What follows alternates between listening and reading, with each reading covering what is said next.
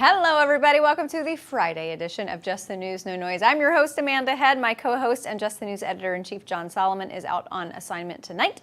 But as always, I'm reporting to you from Washington, D.C. and the WiredToFishCoffee.com studios. Wired to Fish Coffee is the official coffee of Just the News. It's what keeps our motor going all around the office. So head over to WiredToFishCoffee.com. Get a fantastic 10% discount on all of their great coffee blends and all their paraphernalia. So use the code JustNews at checkout. All right. Shortly after our show went off the air last night, the Wall Street Journal decided to drop their bombshell expose on President Trump and Jeffrey Epstein. And despite rumors floating around for days that this story would look very bad for the president, most Americans, after reading the details, simply thought, that's it? So we're going to get into all of that with Mike Benz in just a minute, but I want to focus on some of the Democrat talking points on all of this because they are now getting called out in a very big way. Now, the Democrats are now calling for a full release of all information related to Epstein. Many Republicans, of course, are too, but these calls from Democrats are more than a little suspicious to me because they never called for any of this before. For example, here's Democrat Senator Dick Durbin a few days ago. Do you now want to see the files released? Absolutely. Leader Jeffries is right. Either they misled the American people with this conspiracy theory for years, or they're covering it up now. I joined with Senator Chris Van Hollen from Maryland during the appropriations process last week. We offered an amendment together, and the amendment said that they should preserve the evidence of the Epstein investigation and release it to the American people. It passed by a voice vote. The Republicans didn't want a record vote on the issue. That is so convenient. It's strange to see him say that because back when President Biden was in office, Senator Durbin seemed to want nothing to do with any of this. In fact, he played questions about releasing the Epstein flight logs like he didn't even know what they were talking about. Watch. I don't know anything about his flight logs. But why won't you subpoena them? Why don't you want to know? I don't know the issue. I know who Epstein was, but I certainly don't know anything about the issue. Well, he was charged with sex trafficking, so why don't you want to know who was utilizing his private plane? Never been raised by anyone.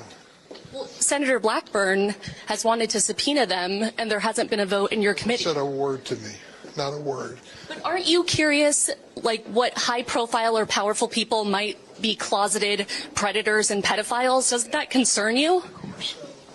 So why won't you subpoena them if you can? It's the first time anyone has raised it. What a difference it makes when someone else is in the Oval Office. So obviously, yeah, he didn't care too much about it back then.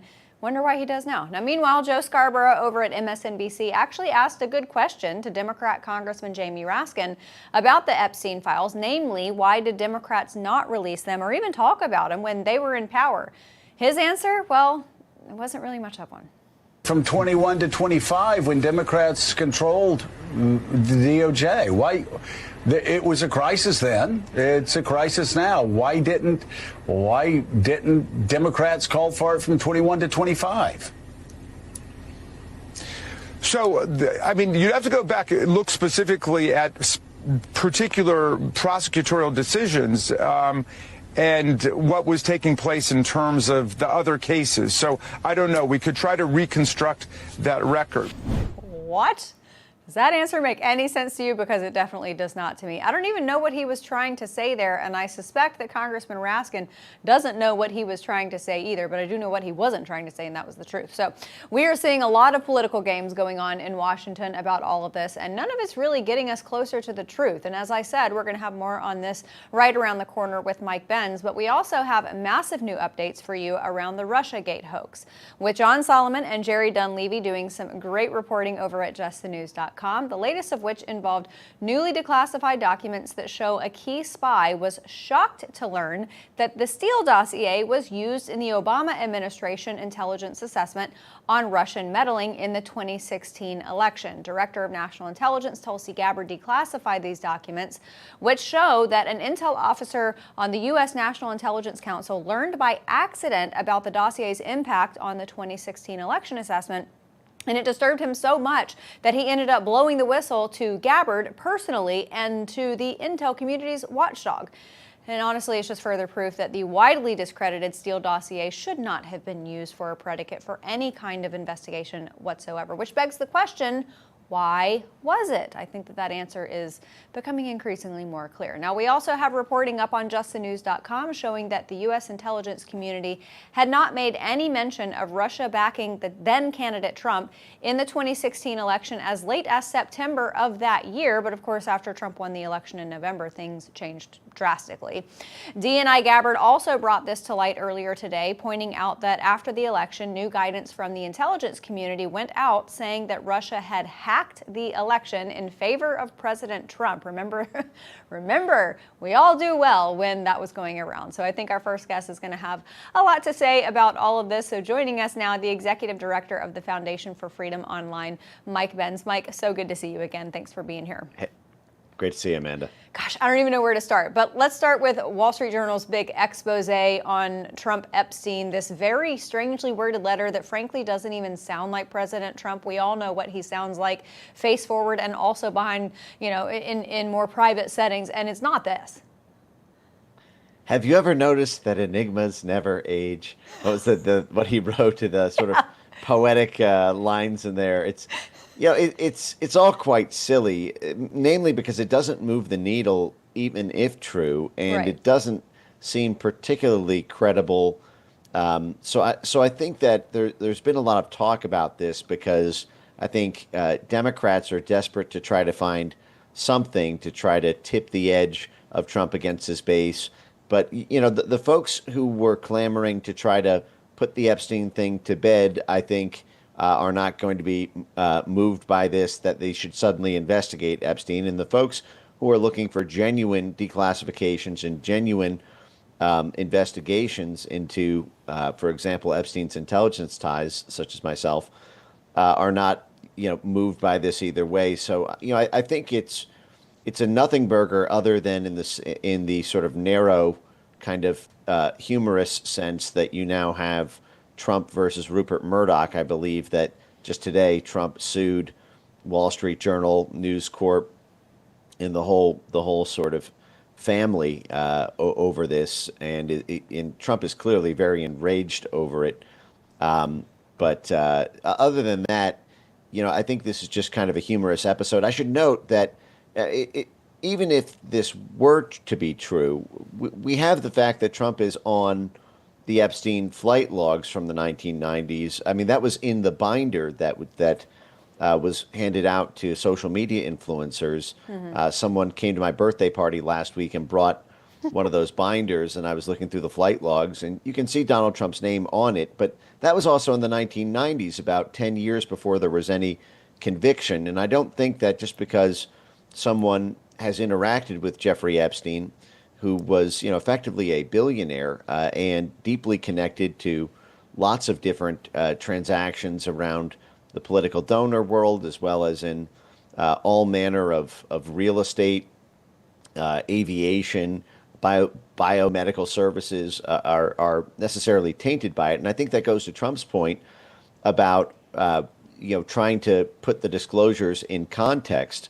But at the same time, I think that the fact that what's typically discussed around Epstein is the child sex trafficking and underage prostitution elements of it.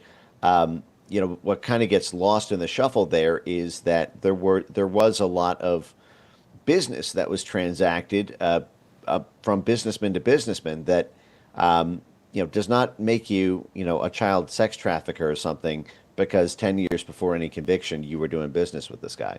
Yeah, and I mean, let's be real. Even present day, millionaire and billionaire circles are pretty small, and even more so back in the 1990s. But regardless, I want all of the truth to come out. Now, what do you make of Democrats?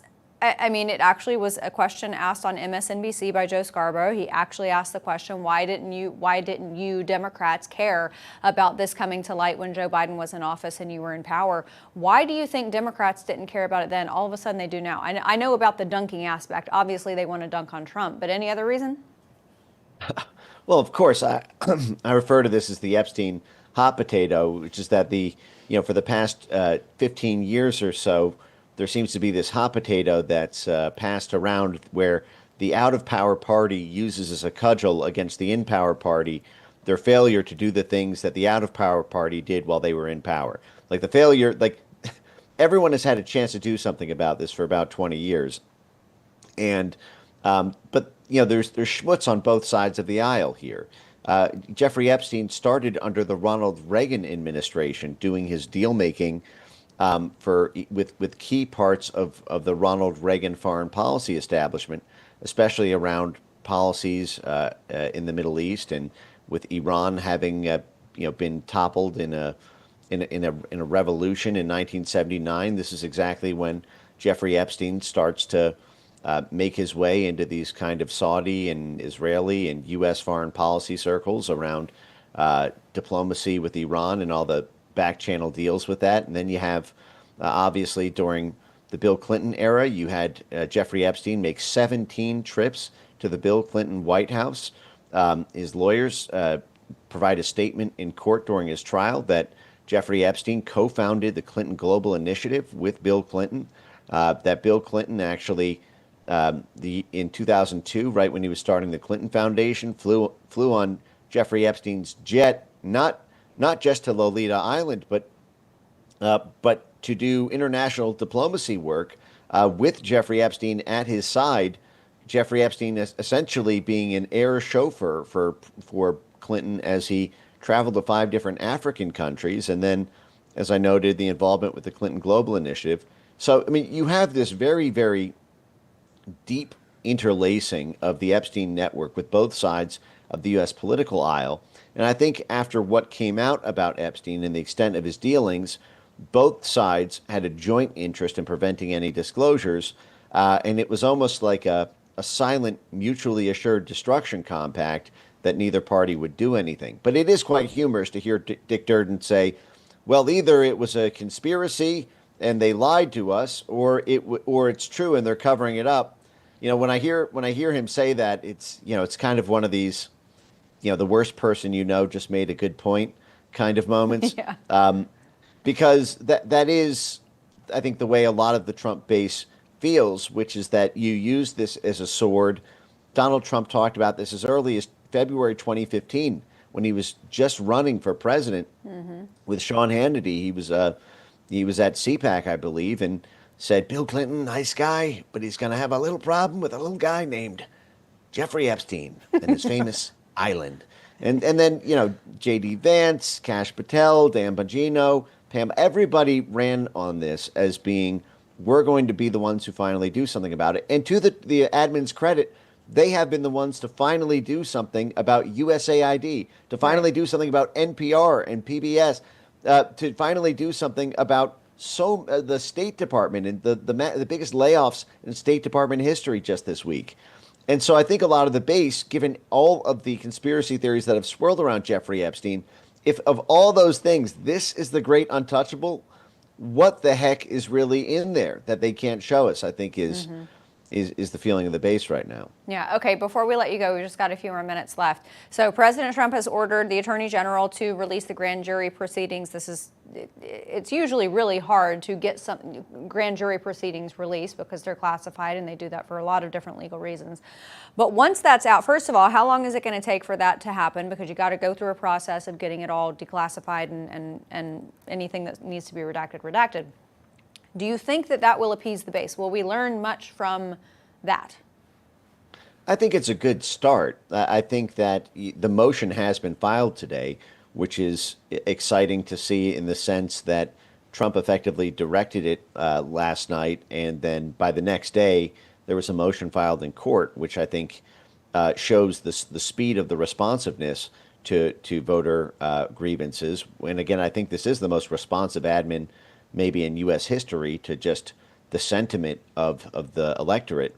But the fact is what troubles me is that there are so many easy things that can be done that are easy to do but easy not to do, that would give direct answers rather than hinging it on the whims of a judge or having to navigate very, very deep levels of bureaucracy.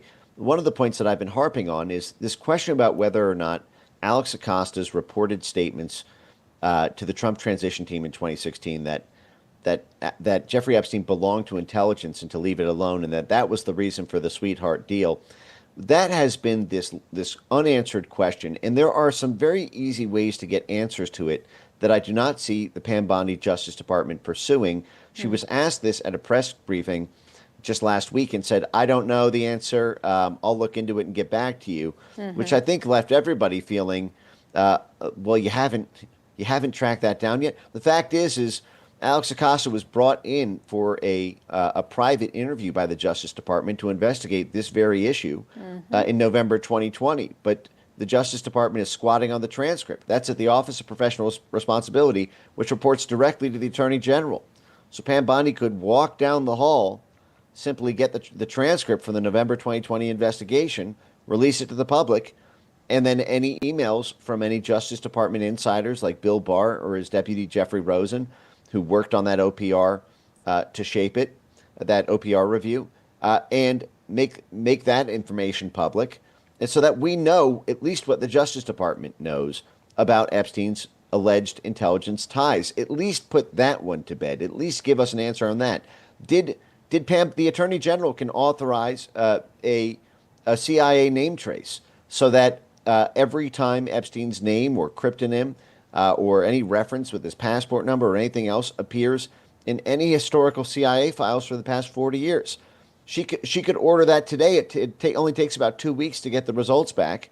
Have these basic things even been done, or have they been banking on a kind of Epstein fatigue to set in so that they don't need to be responsible? This is why I think these sorts of specific asks are important. I think that Pam Bondi, the next time there's a press conference, should be asked directly, have you obtained the Alex Acosta report transcript with OPR?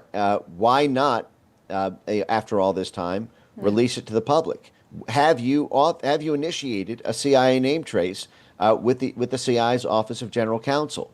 If the answer to that is no, then that's a problem. If the answer to that is no, and I'm not even going to, then that becomes a big problem. Absolutely. I once upon a time had a souvenir T-shirt from Phoenix, Arizona that had a skeleton propped up against a fence post, and it said, "But it's a dry heat." I really hope that I'm not that skeleton leaning against that fence post, waiting for the rest of my life for this stuff to come out. But Mike, thank you for being here, because you give me, as the journalist, tools to ask questions and to probe and to try to get these answers out to the American people. So thank you so much. All right, everybody, after the break, John and I got the chance to speak with former U.S. Attorney Bud Cummins, the man who alerted the DOJ about the Hunter Biden bribery allegations back in 2018. And we asked him about the FBI's new grand conspiracy case and if we will finally see any accountability from the deep state. That's next. Hey, folks, let's be honest. Our body lets us know, right? We're not getting any younger. And if you want to look and feel your best, you need to check out our good friends at Pure Health Research. They have 45 premium health supplements designed to help with every health goal, whether it's boosting your energy, trimming belly fat, supporting healthy blood sugar, pumping your testosterone up, or even reducing swelling in your legs. Pure Health Research Supplement Store has you covered. Each formula is crafted with natural, non-GMO ingredients backed by clinical research and manufactured right here in the good old USA. And here's the best part. Pure Health Research is offering you an exclusive 35% discount. You heard me right, 35% off. Just go to purehealthresearch.com and use the coupon code JUSTNEWS at checkout. With their 365-day money-back guarantee, there's zero risk in trying something new, so why wait? Head over to purehealthresearch.com right now. Explore their 45 amazing supplements and save 35% before this deal ends with the coupon code JUSTNEWS. Don't miss this chance to feel your best.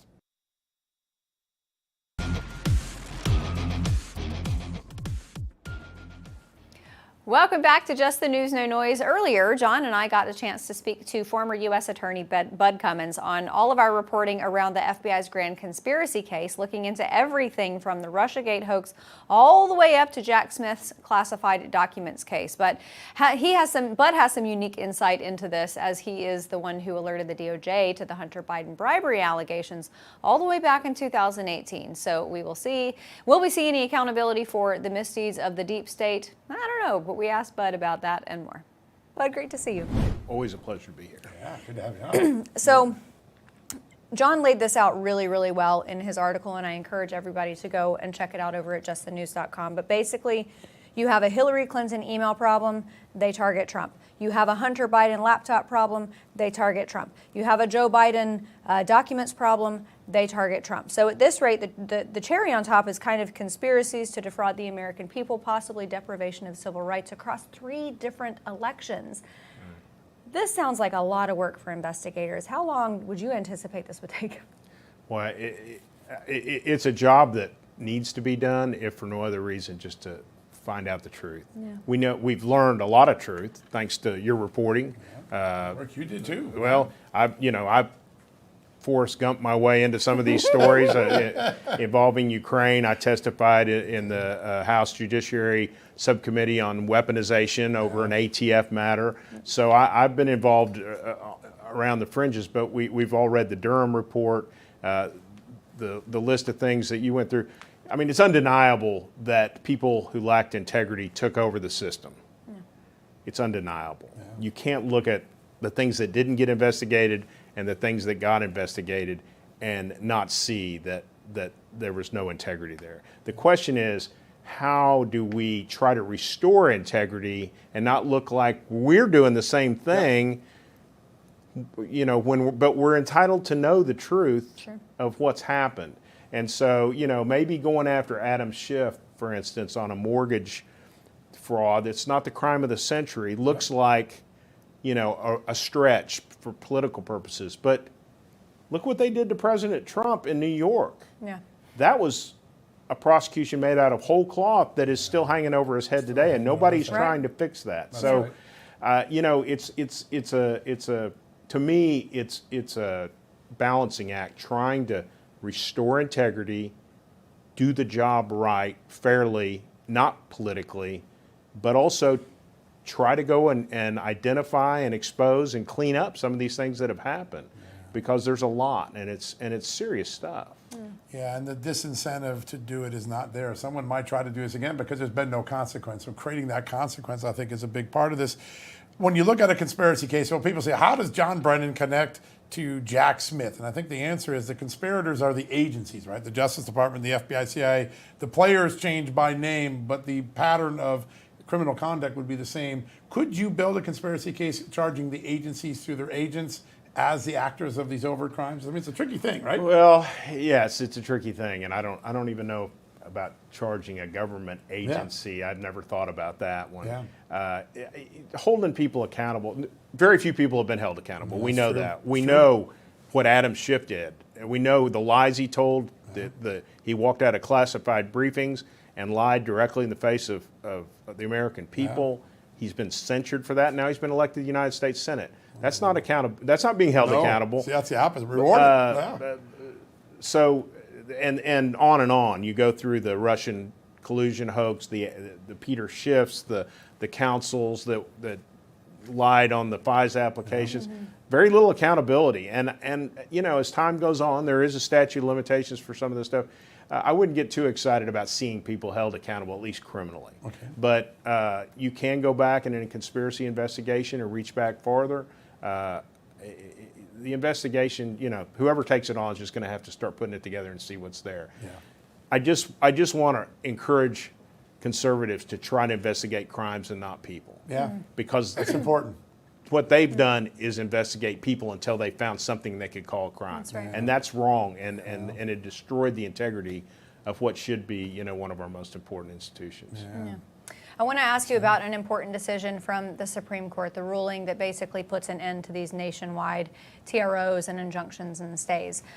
Is there a that obviously deals with the judiciary, but is there a trickle-down effect to U.S. attorneys where they say, all right, well, we know that this is not going to turn into something nationwide for our own political motives. So do they operate more conservatively when it comes to charging and going after cases when it comes to that prosecutorial discretion? Or do they do it anyway and just waste taxpayer dollars? Well, you know, that's probably a case-by-case basis. This whole business, you know, we give them awesome tools to interfere in people's lives, ruin people's lives. Yeah. In the name of criminal justice.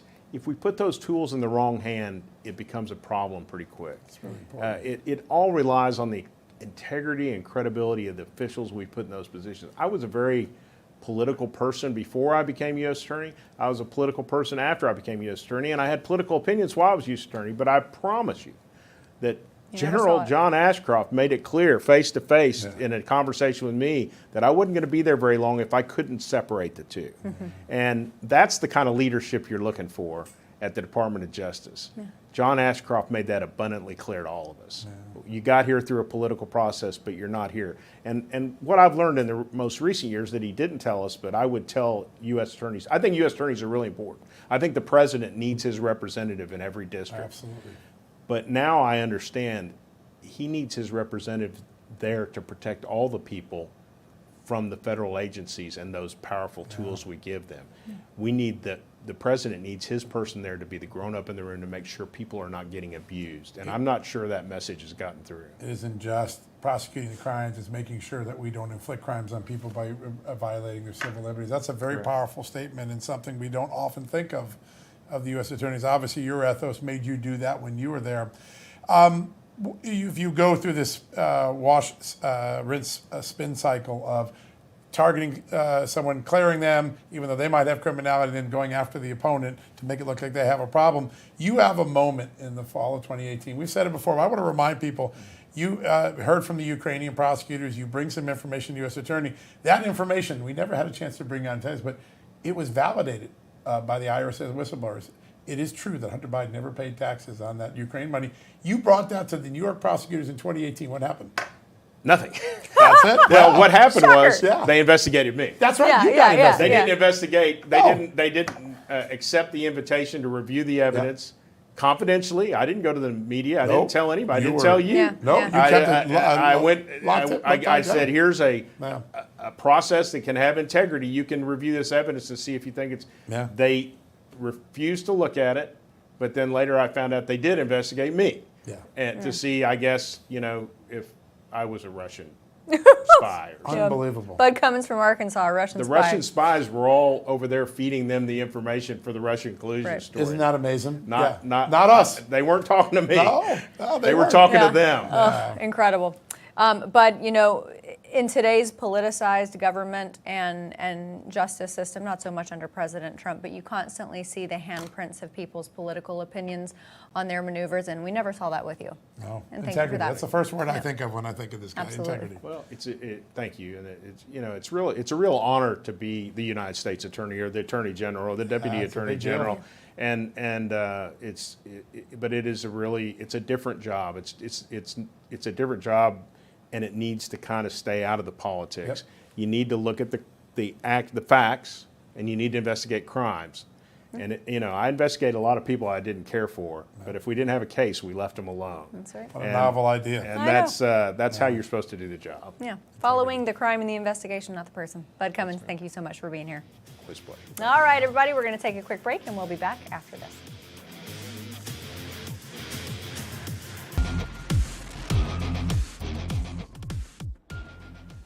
Welcome back, everybody. For a long time, we were told by economists that tariffs were one of the worst things that we could implement. They said that tariffs would destroy the economy, that they would make everything much more expensive because companies would pass on the tariff charges to the consumer, and that this in turn would cause an economic spiral. So, what we know is that none of this has happened, and in fact, there are a lot of U.S.-based companies that say tariffs have actually helped them. So joining us now is the CEO of one of those companies, one of my favorite companies out there, Byrna Technologies, makers of the less lethal pistols and rifles, Brian Gans. Brian, welcome back. Amanda, it's so nice to be here with you. Great to have you. And, I've had a number of conversations with you, probably dating back a few years now. I know that your stuff, I wouldn't expect that you guys would be affected by tariffs hardly at all because you're here in the States. Well, we are here in the States and we manufacture in Fort Wayne, Indiana. Yeah. But a few years ago, most of our supply chain came from overseas. So I would say as little as 2 years ago, only 34% of the components that went into the non-lethal pistols and rifles that we produce were from the U.S. Today, with President Trump's new tariff policy, 92% of everything that goes into our guns is made here in the USA. And we had a factory in South Africa making ammunition, which we packed up. We shipped the equipment to the U.S. We built a brand new greenfield facility, and we are now producing our ammo in the United States with U.S. workers. So whatever anybody is saying about these tariff policies, they work. They I get love companies it. like Byrna to move production to the U.S. That is so fantastic. So talk to me about the logistics of this, because, you know, I'm sure looking back on the process, it wasn't all sunshine and rainbows. There were probably some hiccups along the way in trying to figure out, you know, how to get the equipment here. On a scale of 1 to 10, how difficult was it to onshore those types of things? You know, I'd like to say it was very difficult, but in fact, it was not particularly difficult. So if you remember back to the pandemic, 2000, 2001, the supply chain was completely disrupted. And our factory was shut down more days than it was open. And it was at that point that we said, we must have an all-truck strategy. So for every component that goes into our launcher, for every one of the 114 components, we had to have one supplier here in the U.S. So when the president came in and he started talking about tariffs, we knew that we now needed to activate all of our U.S. suppliers. So we were perhaps a little bit more prepared than most. But you hear a lot of people saying, well, you just can't find these things in the U.S. And I have to call BS on that. That may have been true a number of years ago. But since the pandemic, both U.S. companies and foreign companies have been moving their production to the U.S. to support their U.S. customers. So it is easier than, you know, some people make it out to be. I think that's fantastic. And I want to make sure we get to your technology, because I've had you on the podcast. I think John's had you on his as well. We've had you on this TV show. Explain to our audience what your less lethal firearms are all about. Okay, so we make it looks like a gun. It operates like a gun, but unlike a gun, it cannot kill or cause permanent injury. And I don't know if I've shared this with you before, Amanda, but I've been a gun owner my entire life. But I always wondered how quick would I be to pull the trigger if I faced a threat.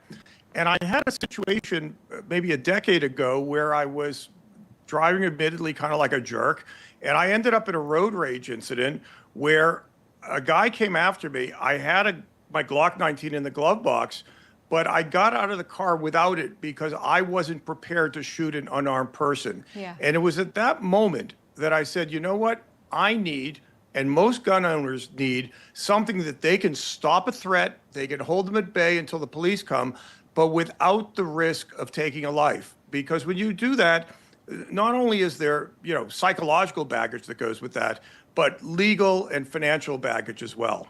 Yeah, absolutely. And you guys, talk to us about the models that you have first. Okay, so we make a number of different pistol models. This is our newest model, the Byrna CL. It is a very, very small compact launcher. Honestly, I can fit this in my coat pocket and nobody would ever know I'm carrying it. It is the size for your members of your audience that are gun owners of a SIG P365. But it is the most powerful non-lethal launcher on the market. It will stop an assailant 60 feet away. We then make larger launchers that are a little bit more difficult to conceal, but good for home defense. And we make a lot of rifle versions for law enforcement. So we have a very broad range of products. We also have backpack body armor. I always carry this in my backpack or briefcase because it will stop any handgun round known to man. So if people wanted to check out what we're doing, they can go to Byrna.com, that is BYRNA.com,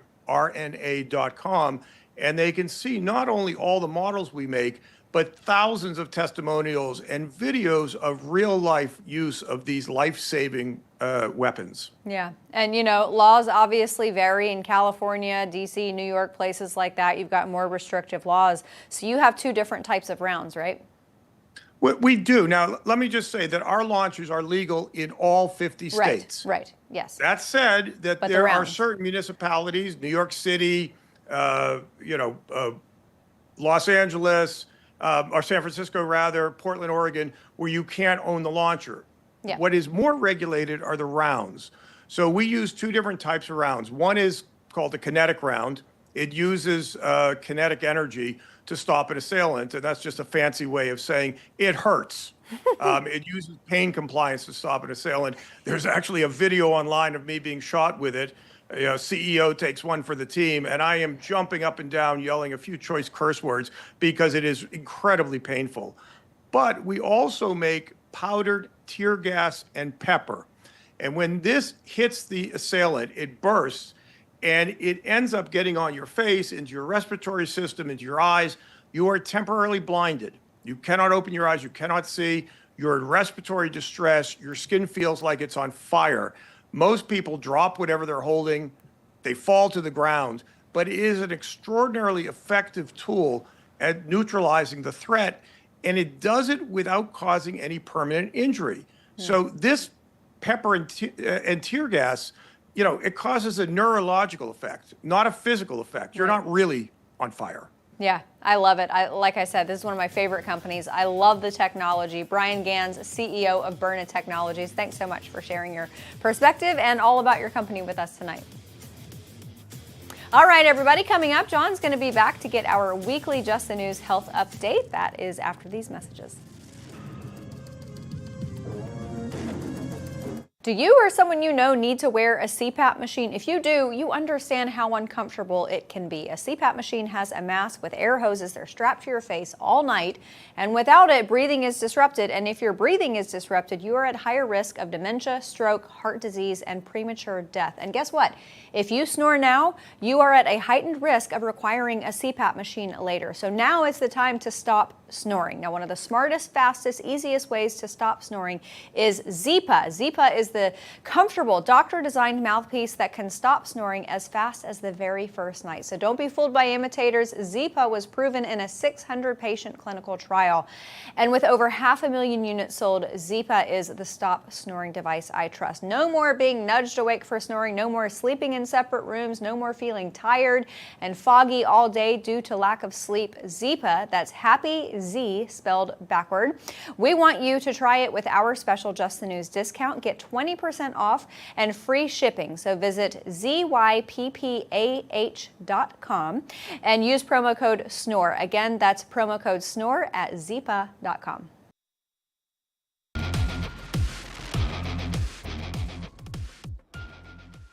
Welcome back, folks. One of my favorite moments of the week, our Just the News weekly health update, brought to you by our friends at NativePath. Joining us right now, the co-founder and chief culture officer at NativePath. He's one of my biggest gurus. He's really helped me get healthier, Dr. Chad Walding. Doctor, good to have you back on the show.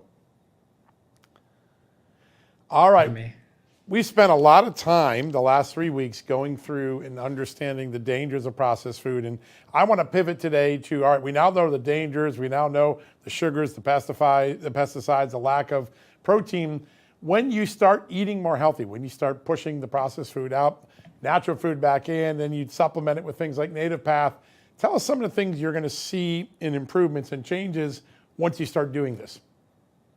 Yeah, once we start moving away from the processed and refined food diet that we've all been fed, right? That many of us have been eating for a long time, and we start moving back on the path to whole real food, in other words, the way our great-great-grandparents would eat, we're going to start to notice huge changes in our overall health. There's really three key areas that I always point to, right?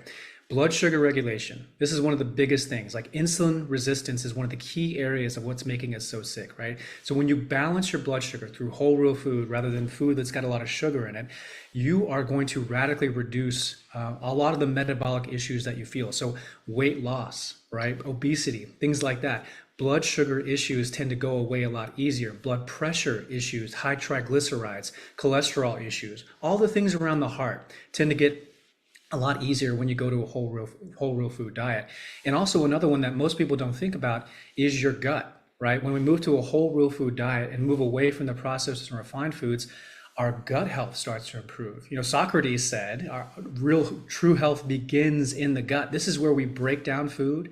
It's where we absorb the vitamins and the minerals that we eat from the food. It's also when we eliminate toxins, right? So when we have bad gut health, that's going to set us up for a lot of the autoimmune issues that people might have. A lot of the stuff when people go to the doctor and they're like, I feel bad. I don't know what's going on. The doctor's like, I don't know what's going on either. Let's just give you some pills.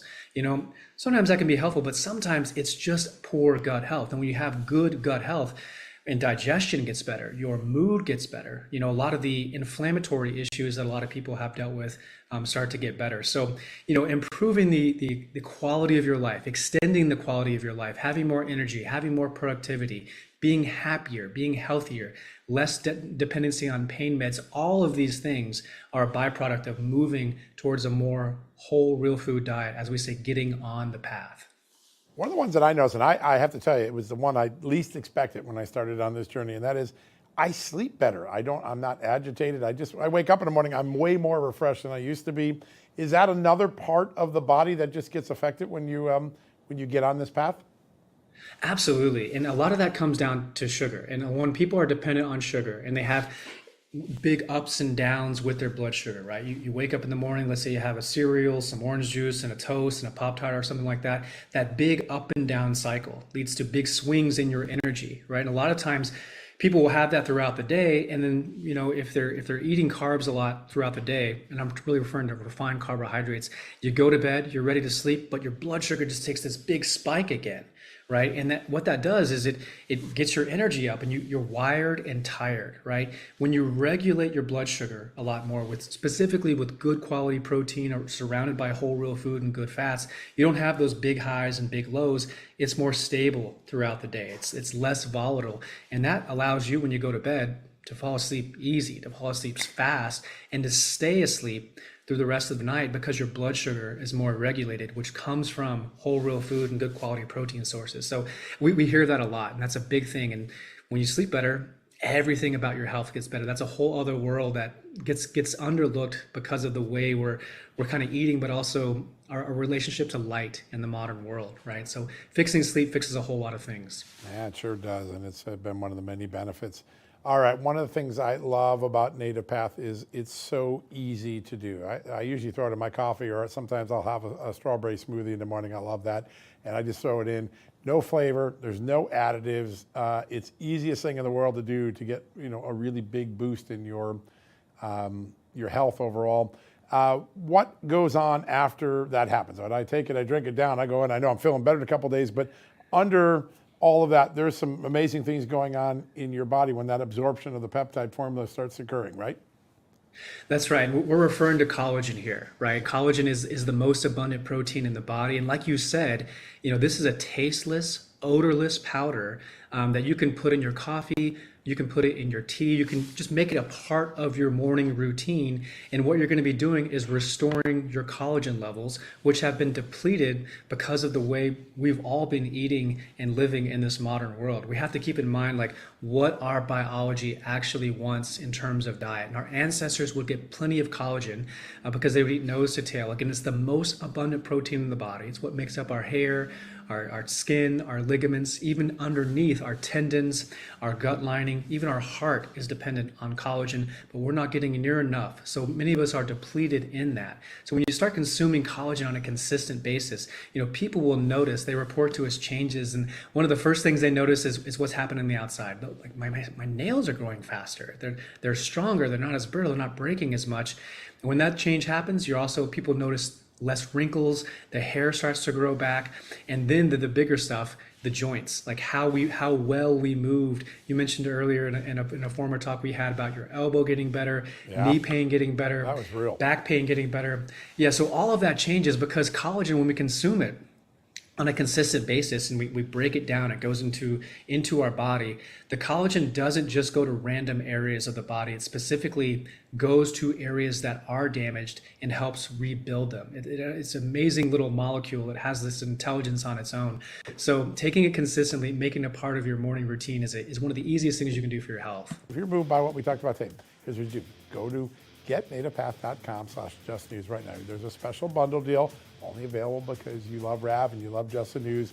It's a fraction of the retail price. All you got to do is go to that website, getnativepath.com/justnews. Over 4 million jars of this has been sold, thousands of 5-star reviews. I'm one of them. 365 money day back guarantee. This is your moment to take control of aging before the symptoms get out of control. Go to getnativepath.com/justnews right now. Join me. Check it out. You won't be disappointed. All right, we're going to take a quick commercial break. Amanda will be back in a second. But first, a few messages.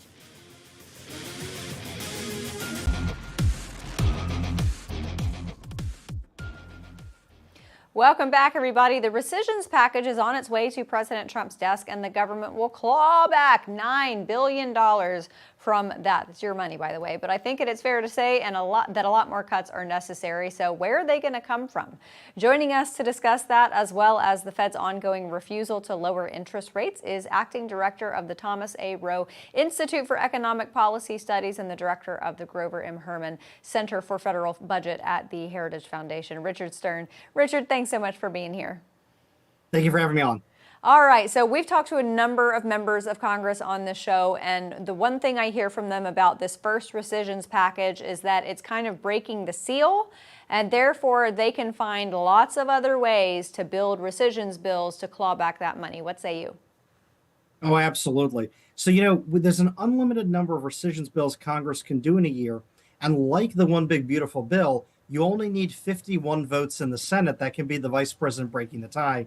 And so really this rescission bill is exactly that. It's the tip of the spear in a way to go after all those cuts that DOJ identified and to give you back that money and take it out of the hands of left-wing organizations that are funded by taxpayers. Awesome. Okay, so I have heard this other argument floating around, and it kind of makes sense that it could possibly lead to future government shutdowns, because if the opposing or if the minority party is going to agree to vote for something and they see this lofty number in the bill for something that they support, they might be less likely to vote for it because of rescissions packages, because it's like, all right, well, we'll vote for it now, but then you guys are just going to take it back. Is that a real concern? You mean that the deep state might fight back against the first attempt to actually get rid of it? Blows my mind. It might happen. But I'd say this. So I actually think more realistically what it does is it changes the nature of the negotiations around appropriations bills. So when the government, when there's a vote on government funding, because you need 60 votes in the Senate normally, both the left and the right can hold each other over the barrel. But if the majority can prove that they have the political will, the backbone, to use a rescissions bill to get rid of X, Y, or Z, then it means that the other side knows that there's no value in negotiating over X, Y, and Z when it comes to those funding fights. Yeah, I certainly hope that we see more of these packages. I want to move to the Fed. President Trump has had some choice words for Jerome Powell. Jerome Powell has been operating, we had a conversation, I think that was earlier this week, with the former president of the World Bank. And I asked him, I said, why do you think it's so hard to get someone in there who has a different mentality? And he said he feels like the leadership at the Fed has just always been someone who is not only averse to change, but fears growth in the economy, because that would cause them to have to operate outside of how they have for a very, very long time. Do you agree with that assessment? Definitely. Though I would say, the other part of it is, like any institution in D.C., it believes it's got a lot more power over the economy than, frankly, I think it does. And that kind of ego feeds itself over there. Sure.